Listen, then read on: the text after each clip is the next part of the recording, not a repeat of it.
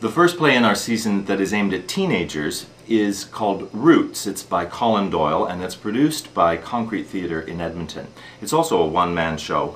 And it's the story of a young man who is spending many nights riding a particular bus route until the end of the bus driver's shift. And he's doing it because he's trying to avoid the violence that's going on in his home.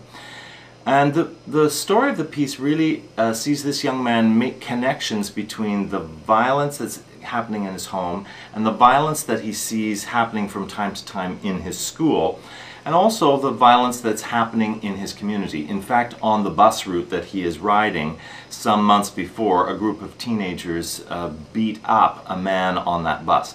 The story is actually somewhat inspired by an actual incident in the city of Edmonton.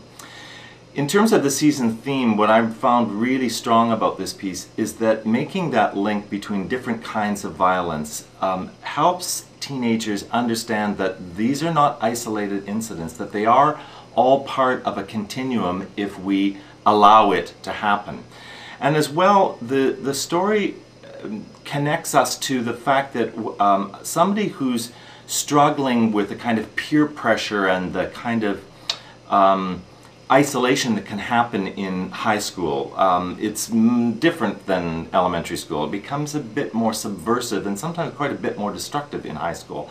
And he's able to recognize that that kind of pressure, that kind of bullying, is actually all part of the cycle of violence. It's really the intention of the show to help teenagers make these connections, and the show will be presented with some facilitated talkbacks and an opportunity for teens to connect to professionals in the field of social services and dealing with family violence, so that anybody who's coming to the show who needs to talk to somebody will have access to the resources that they need.